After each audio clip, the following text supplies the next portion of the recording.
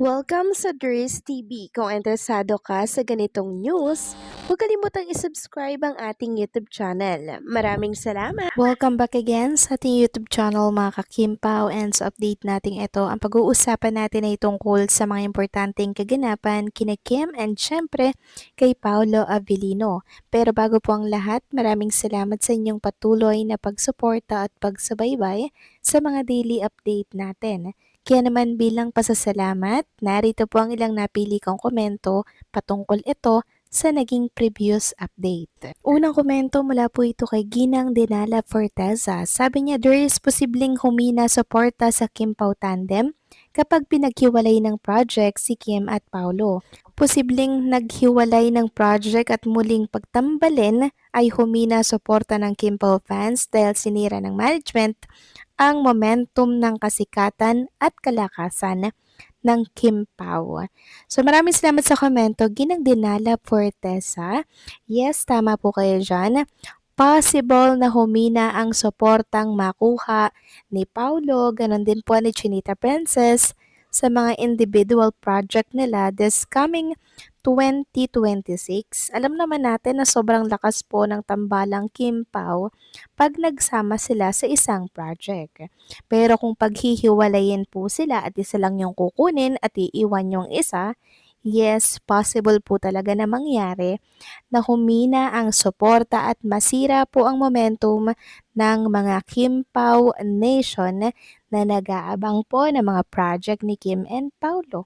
'Di ba? Pero alam ko na susuporta at susuporta po ang ibang Kim Pao fans sa mga project nila na individual.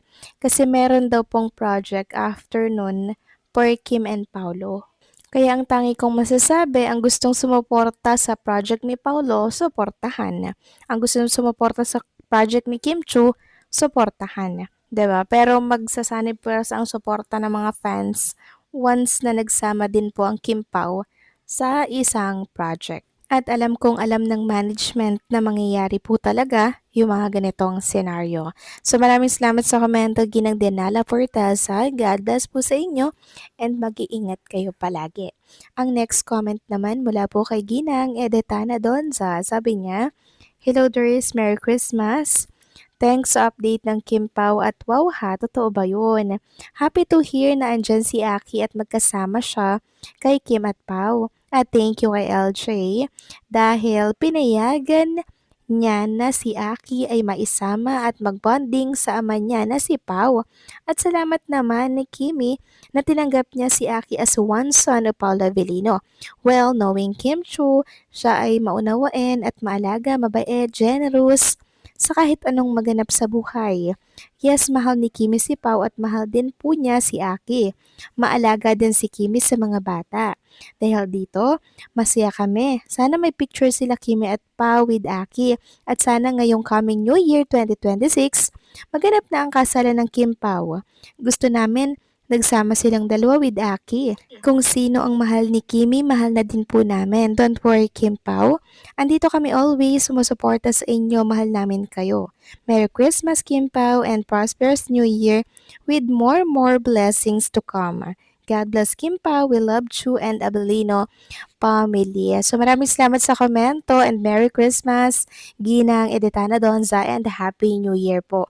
So ako nga nung nabasa ko po yung screenshot na yon mula po sa isang netizen dito po sa Facebook. Grabe din yung tuwa ko kasi siguro gusto pong makabonding ng family po ni Paolo Avellino itong si Aki kasi ang tagal-tagal niya nang hindi umuwi po dito sa Pilipinas. So parang ang mangyayari ay magiging reunion ito syempre with Aki at family po ni Paolo Avellino. So maraming salamat sa komento, maraming salamat and God bless po sa inyo.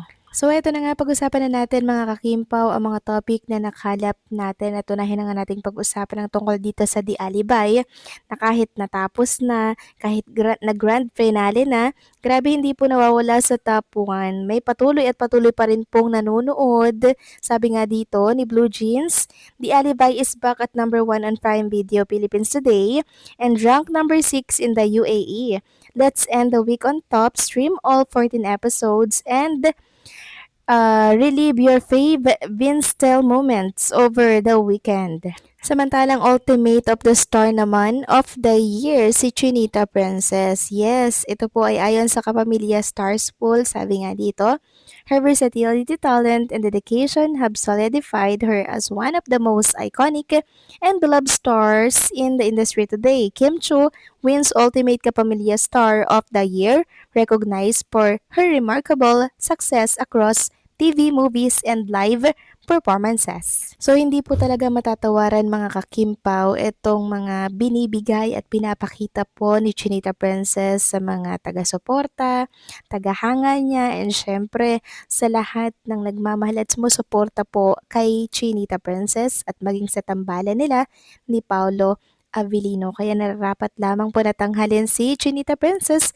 na Ultimate Star of the Year. Samantalang next topic naman tayo, pag-usapan natin mga kakimpaw, itong pinagkakaguluhan ngayon sa mundo ng social media tungkol kay Paolo Avellino. So meron po tayong nasagap na meron daw po nangaakit kay Paolo Avellino na babae. Sabi dito sa post ni Jesrin Tubat, credit po sa post mo, may gusto palang mangakit kay Pau, manifesting for something, haler. Tapos meron po mga nag-comment dito mga kakimpaw na sinong gustong mangakit dapat hihigitan niya ang beauty, sexy body, the height and talent in Kimi. Si Kimi kahit magkaanak, she will remain sexy and beauty niya mas maganda pa habang nagkakaedad siya. After niyang magkapamilya, sikat pa rin siya dahil bihira ang beauty at karisma ni Kimi. She will have a classic beauty basta she will take care of herself and preserve her looks. Kimi's body even after 2 kids mas ma-develop pa, mas magiging sexy siya. Kahit magka-family si Kimi, she will still be successful because of her talents. So, sino kaya itong nangaakit kay Paolo Avellino, mga kakimpaw, na pinupulutan ngayon sa mundo ng social media? Nako, nakakahiya naman to mga kakimpaw ha.